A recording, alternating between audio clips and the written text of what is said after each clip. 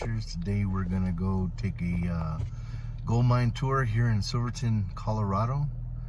I believe it's called the 100 Gold Mine. If not, I'll correct it later.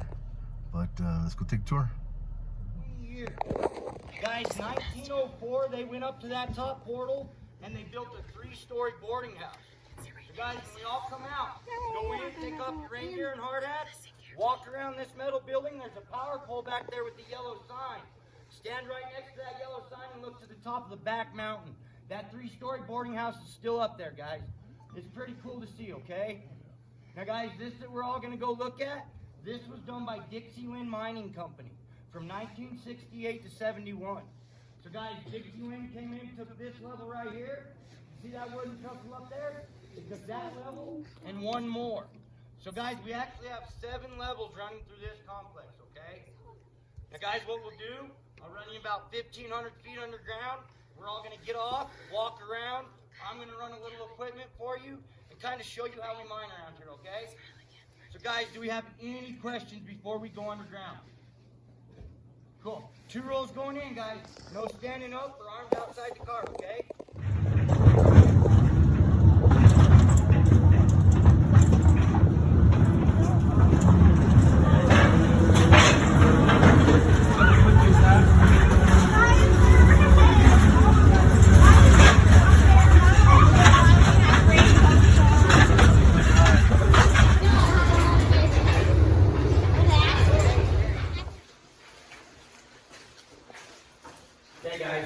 Guys, that right there, that is the Neigold vein, okay? So that's what we come in looking for, guys. Our gold and silver runs in that quartz crystal right there. Now, guys, we carry base metals under here too, okay? Lead, zinc, iron, copper, they're a byproduct, but we do extract them. So, guys, we're only half of this. We come in, we break the rock, we take it out to the mill. The mill gets the rock, they crush it down more, they use cyanide, a couple other things, and leach the gold and silver out of the rock. Now guys, I don't know much about milling, okay? I never had to do it. But on the way back into town, guys, when you go from the dirt road to the paved road, them wires running over your head in the big building, that's a mill tour, guys. And I do recommend taking it, okay? Because it's the whole other half of this process. So guys, you see right here, you see how that curves? So guys, we don't call these tunnels in here, okay? We call them drifts. When we get on that vein right there, that vein starts to drift back and forth, and we drift with the vein. So these are all called drifts, okay? All right, guys. Any questions before we start this tour? Okay. So, guys, what I'm going to do, I'm going to take you through what we call a cycle. From the drilling to the blasting, and then getting your outside. So let's do. I'm going to take you through the different variations of drilling we've had here through the years, okay? So guys, in 1904, if I would have hired on with this mine, I would have taken the Silverton Northern. That was a train that ran from Silverton out here and then on into Animas Forks. So guys, when we go outside and you go to look up that boarding house, look over the edge of our road. You're going to see a footprint of an old mill down below us. So guys, we had a mill with the tram system running all the way up to that boarding house. I'd have jumped off the train, jumped on one of them tram buckets, rode it up there. Guys, when I got up to the boarding house, the mine company would issue me a 5-pound hammer and a steel. This is called single jacking. So guys, we have to come underground, we have to drill a pattern of holes into this rock to blast it. Guys, this rock right here, that's Gunnison blue granite, okay? It's a pretty hard rock, guys. It takes us like 25 to 30 holes drilled in a pattern to blast this rock. So guys, as a single jacker, I'd strike my steel in the rock, give it a quarter turn, hit it again, quarter turn. Guys, every time I strike that steel in the rock, I make a quarter turn with it, okay? If I just beat this steel into that granite, it would get stuck. Then I'd have to try to beat on it all day to get it out, or go back out to the mine company and buy a new steel. So guys, I was told these men were paid $1 a day for their 12-hour shift up there, and this steel right here was $3, okay? All right, guys, if you had a brother, cousin, somebody you truly trusted, you and them could hire on as a team, okay? This is called double jacking. So one person swings an 8 to 10-pound hammer, while the other, they're called the shaker. Every time my partner strikes that steel, I give it the quarter turn, okay? When they're tired, I jump back there, I start swinging. So we just go back and forth, 12-hour shift. Now guys, I was told they broke more ground together, so they actually paid them more, okay? They paid them $1.50 a piece. So it was worth it to hire on as a team. Won't be my partner. I've only missed like 6 times this year. No way? Alright. So guys, the other big thing to notice is, especially back in 1880, they only drilled about 2 foot around here, okay? And the real reason being, they were using black powder back then. Black powder is not that explosive, guys. It only breaks about 2 foot of this ground, okay? But to get to 25 to 30 holes in the rock, I heard it took 3 to 4 days. So it took them quite a bit of time, okay? Do we have any questions on the single or double jacking, guys? Man, you guys are easy. The miners called it several things. They called it a column drill. Guys, the thing this was mostly known for was the Widowmaker, okay? So when it first came out, it didn't have water adapted into it. Guys, that rock right there actually has silicon in it. The miners would drill into the rock, it produced the dust. They didn't have that dust come down silicosis, right? Killed a lot of miners, guys. That's why this drill is so important. 1912, miner came in and he adapted water into these drills. So guys, we'd hook a water hose up right here to this hole. Water runs down my drill head. This still has a hole that runs all the way down it. It goes back to my drill bit that has like 4 holes in it, right? And guys, it just makes a mud back there. Now, I know it don't sound like much, but it saved a lot of lives, okay? The other big thing is, guys, right around 1915 to the 20s, we got into air-driven equipment up here. So guys, production boomed, okay? We went from drilling 2 foot to being able to drill 4 foot, and instead of getting it done in 3 to 4 days, we could get it done about a day and a half of this. So guys, you doubled your footage, halved your time. That's what mining's all about, okay? Production. The bad thing with this drill is me and my partner come in, set the whole thing up. I would drill this roll of holes. We'd come back over, tear it all down, move it over a few feet, set it back up again. So it does take time, okay? All right, kiddos, I'm going to run this. It's going to be loud like a machine gun. Plug your ears, okay? Adults, do what you want. It's loud, guys. All right, kiddos, you all got them plugged? Okay, guys, everybody ready? Here we go.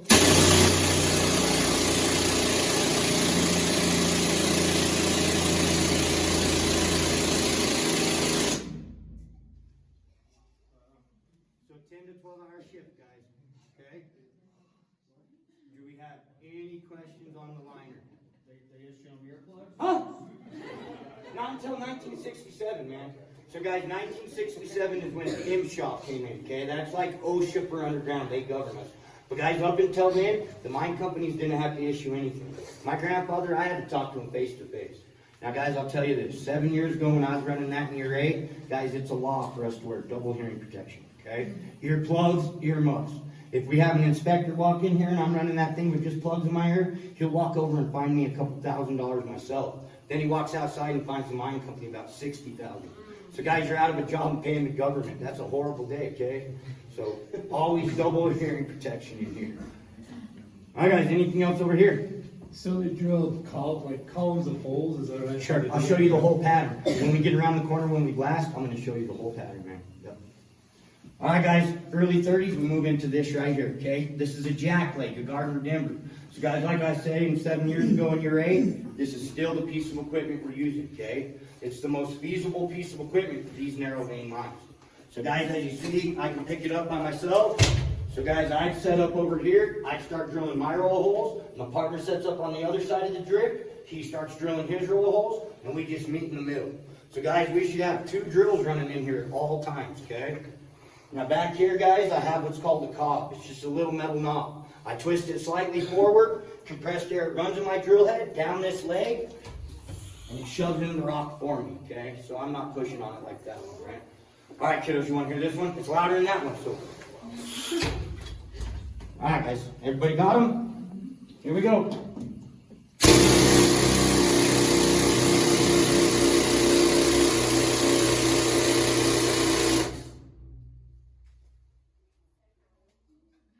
guys, nowadays we drill with the 6-foot still, okay?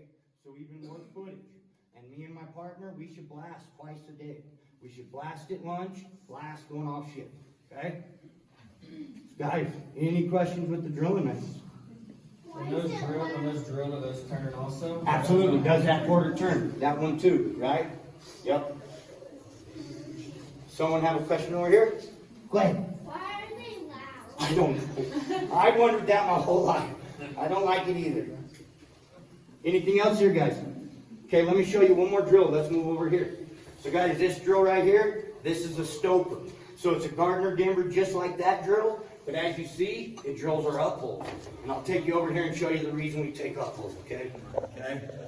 But for the first reason of moving in, this right here is called a cage.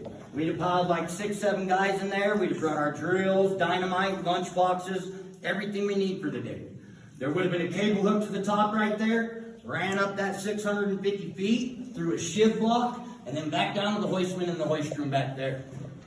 So guys, in your array, we actually had 14 levels running through the mine. We had the luxury to use walkie-talkies and repeaters to communicate. Guys, my grandfather and father didn't have that luxury. They actually had to use a bell system to communicate through their levels, okay? So guys, this bell would be down here next to the hoistman. There'd be another rope tied right next to that rope. Ran up that 650 feet to another bell with the rope tied onto it. So guys, every level had a bell with rope connecting them. Now I'll be honest with you guys, I never had to use the bell system, so I don't know much about it. But I will tell you this, my grandfather told me back in the day, guys, the hoistman was usually the man that killed somebody, okay? And it really wasn't his fault. So guys, if he's picking men up on that 3rd level, as they're stepping into the cage, a lot of times they'll kick rock down the raise. It bounces down the raise a little ways, hits the rope, dings the bell on the hoistman. He thinks it's time to take off while guys are still climbing in. Guys, he just crushed them up through there and not even know it, okay? Horrible way of communication. Thank God I never had to do it. Alright guys, there's a little oxidized copper. A little more up there. And then guys, all that orangish red, that's going to be the oxidized iron. That's why Red Mountain's red, is because all the oxidized iron in it, okay? Alright guys, this is a coffin skip. My grandfather and them could ride these things, we can't ride them anymore. It's against the law for us to ride these. Guys, all we can do with these coffin skips is we can hoist our materials up into our stove. So I can send drills, dynamite, lunchbox, just no me on these things, okay? But guys, I'll hoist this for you, kind of show you how to move men and materials. Alright kiddos, let's plug them in. Alright guys, everybody watch that coffin skip.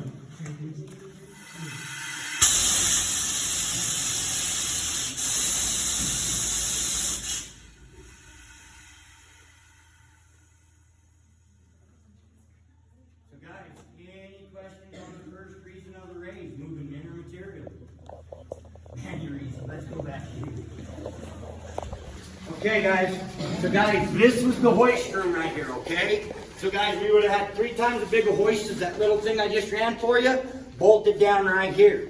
3/4 inch cable running from the hoist up that incline. Guys, that incline runs up there 150 feet and hits the raise, okay? So our cable would go out into the raise, through a shiv block, up that 650 feet, through another shiv block, and come back down and connect to the cage out there. Now guys, when this was a hoist room, there was 2 big old air doors right here, okay? The hoistman comes in here, he shuts them air doors. There's a lot of equipment being ran out there, guys. He's got to be able to hear that bell signal that would have been right there with the rope running up right there. Questions on the hoist room? All right, let's move the table, guys. Okay, we would never have these lights underground like this. We'd blow them up right away. So guys, the light that me and my partner have to come underground with nowadays is this right here, okay? As you see, clips in my hard hat, I got my hands free to work. So this is what we come underground with, guys. Back in 1880, this is the light they had to come underground with. Candlelight. Guys, you really got to think about it, okay? You and your partner come underground, you find a crack in the rock, you jab that point in the crack of the rock, get it to stick, and then you grab the hold of that still while your cousin swung a 10-pound hammer at you. You just candlelight, guys, okay? So guys, right around 1912, we got into the carbide lamps up here, okay? So guys, we put carbon pellets in the bottom, water in the top, it drips down, produces acetylene gas. Right there's your spark, here's your flame. So guys, I was told this was a really big advancement in mining for one big reason, the weight that you had to bring underground. So I was told with the candles, guys, they had to bring in 35 to 40 candles to last their shift under here. That's a lot of weight, guys. This little cup right here held about an hour's worth of light. So guys, all I had to do is bring in another canister or 2 of them pellets. I could last my whole shift under here with this much weight, okay? That was huge for the miners, guys. And then the last light, guys, is the one I first started with, the wheat lamp. So guys, every miner comes underground with one of these miner's belts on, okay? When I come underground, I got the battery pack on my left side, and on the right side of my belt, I have this right here. This is a self-rescuer. So guys, we're back here, a mine fire breaks out or we hit bad air.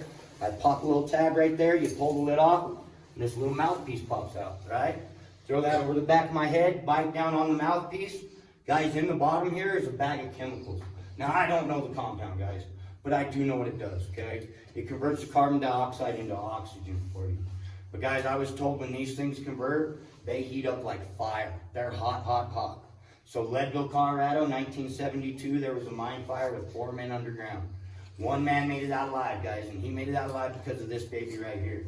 But when he came out from underground, he had blisters around his mouth and down his throat because these things heat up so dang hot on you. But guys, it saved his life, right? The other 3 spit him out, they died. So we still use these today. That's what we use today. All right, guys, questions? Anything up here? Yeah, go ahead. So, did they bring like lighters to light up the candles? Matches, right? And then they use the other candles, but yeah, they bring me some matches. Grab that one right there.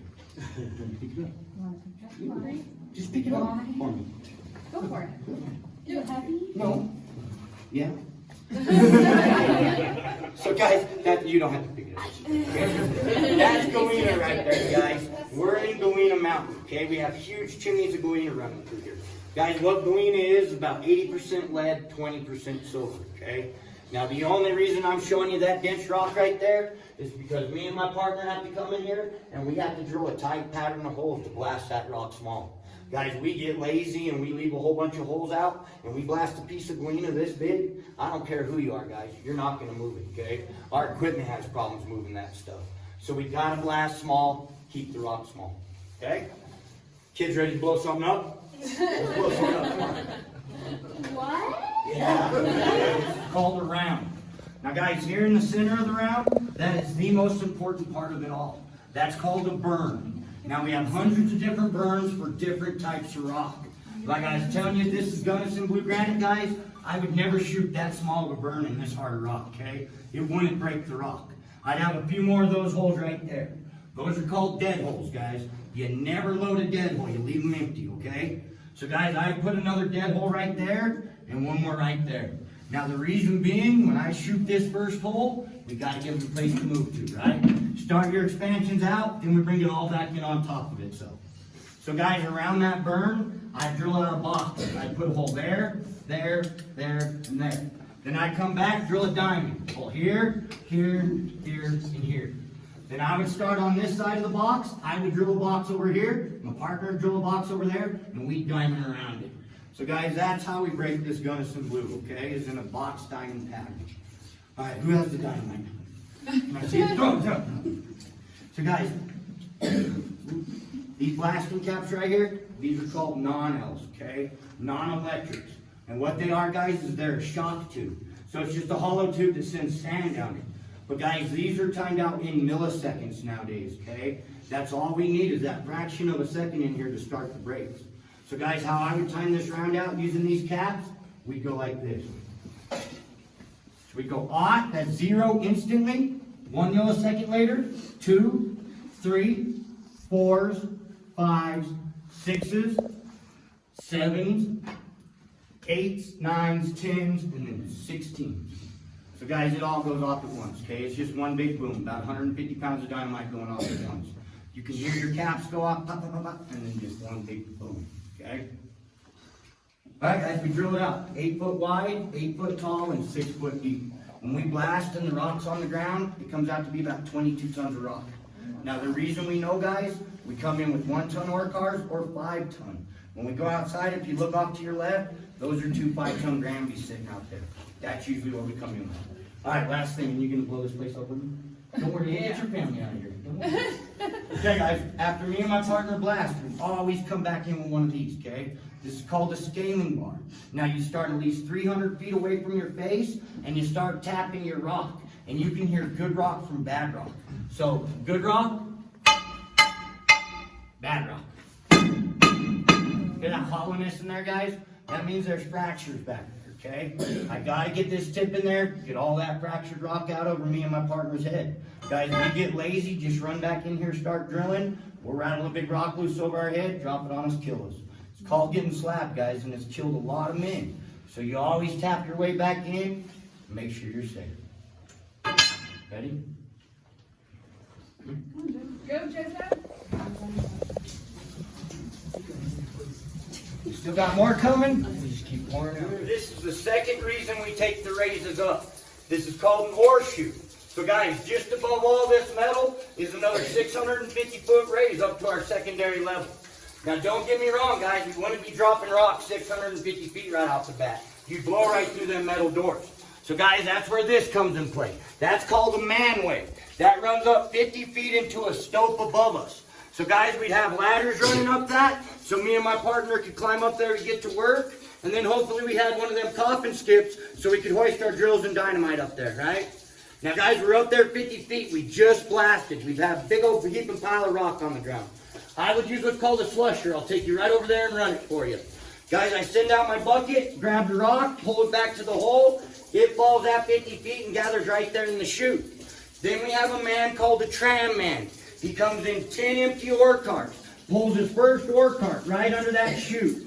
Guys, back in the day, these chutes were all made of wood. So the man would stand back behind his ore cart, use a metal rod, lift up his wooden door, let the rock fall in the ore cart till it was almost full, then you try to smack your door back down. So guys, if you heard about men getting buried up around here, it wasn't because of ground collapse, okay? We have great ground. It was because of them wooden chutes. A man gets his door open, everything's going good, he goes to smack that door back down. Guys, a lot of times big rocks got jarred in the door, and tons of just keep coming at a guy and buried, okay? But don't get me wrong, guys. This is 1968. We are already into metal chutes. I never even used one. Guys, wooden chute, guys. So guys, with these metal ones, we have an air ram hooked right there to the ribs, okay? I can still pull my cart under there like last time, but then you walk over here out of danger's way. Throw an air lever, boom, jaw goes up, fill it up, throw it back, slam shut. So guys, second reason for the raises, production, okay? If we're looking at main haulage right here, that runs back another 4,000 feet. Guys, if this is our first chute into production, 200 feet down there would be another chute. 200 feet past it, another chute. Like 60 chutes running through here. All of us up there working, dropping our rock down to here, and then 3 or 4 tram men running in all day long, pulling chutes, taking it to the mill. Questions on the second reason of the raise, production, guys. Cool, let's go around. So this is the slusher, okay? This would be up above us 50 feet in that stope I was telling you about. Now guys, right there where that shib block's mounted into the I-beam, it wouldn't be into an I-beam, right? It'd be into our rock base. And we'd have a big heaping pile of rock slope back towards us. Guys, right here in front of me, I'd have that 50-foot hole dropping down to that horseshoe, okay? All right, kiddos, this one's not that loud, but save your hearing for loud music. Look them up. All the kids got them? Okay, guys, here we go. So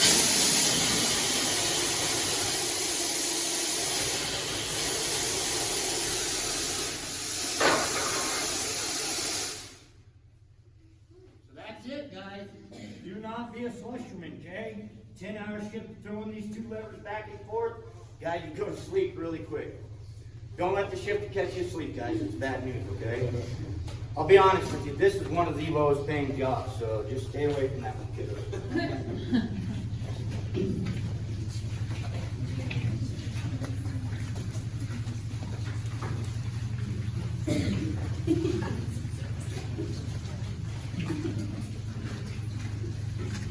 All right, guys. So guys, this right here, this is probably the biggest piece of American mining engineering. Guys, this is a big piece of America right here. So before this piece of equipment, the men had to move that rock right there by hand into these ore cars. Guys, I heard it took up to a week to get 22 tons of rock out of here. Now this is a 12B mucker, and I'm co-overshot. And guys, this, me and my partner are hitting all cylinders in your rate, we could get our round out in about an hour and a half, 2 hours. So guys, we went from a week to an hour and a half, 2 hours to get 22 tons of rock out. Production boomed. And it boomed in the perfect time for America. Guys, these came out in the early 30s. We had enough time before World War II to put these in a lot of mines around the United States. Guys, this is our battleship. It's a big part of us as Americans, okay?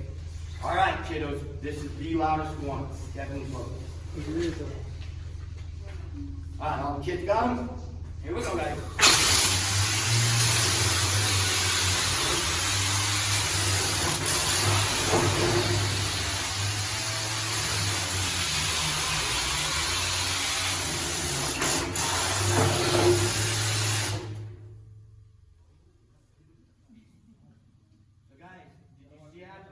that first bucket, as it was coming halfway back down, it hit about right here. You put this turntable down in here into a free spool, right? Pull on it, clean up over here, push on it, clean over there. So guys, we've got to keep this whole drift clean. We're running ditch over here on the left side, and we're laying down ties as we're going to spike down our rail, okay? So guys, that's the cycle. You should cycle twice a day. Drill blast muck, drill blast muck. Pretty easy. Question? This is about something else, but how far away, when you blast, how far away do you need to be? Just a couple hundred feet. Around the corner, right? Okay. Duck around the corner because the fly rock, the little rock will hit you and kill you. Duck down, blast, give it like 10, 15 minutes, stare out over your head, eat a quick bite, right back in.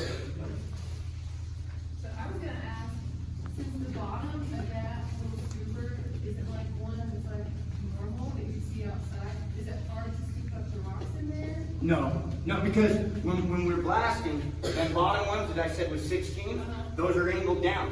So everything below us is broken up, right? So you can dig down pretty good. And then guys, we're coming up at a little bit. We're coming up at about a 3% grade. So we can take this water out by gravity. So we're always coming up at a grade, okay? Anything else, guys? Let me show you one more thing. Let's get out of here. After you hear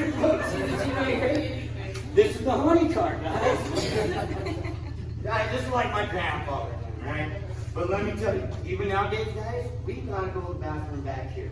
Luckily nowadays, guys, we got porta johns half off on flat cars. We fill them up, run them outside, Bob John deals with it. We don't. But guys, my grandfather and them, they had to deal with it, and this is the tool that they used. Any questions on the honey cart? Yes. No. No, and guys, you have all the privacy in the world, right? You jump up here, shut your light off, it's dark. Bring yourself a little Charmin, you're good to go. Kiddos, you want to see where all the chocolate's made? Yeah. No? Alright. Alright, guys, this is for you kids, okay? So guys, halfway out, I'm going to shut my lights off for like 5 seconds. Let everybody see how dark it is, I'll pop them right back on. We all cool with that? Cool.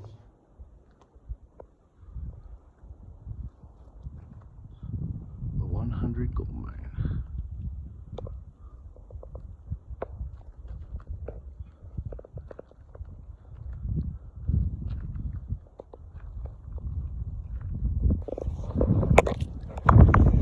Well, this concludes our trip to do a gold mine tour. It was pretty awesome. Learned a lot. Got to do some gold penning at the end. My son's got a little baggie with some silver and stuff in it. Anyways, it was fun. If it's something you enjoy watching, yeah, please consider subscribing, like and share. And until the next adventure, take care. Bye.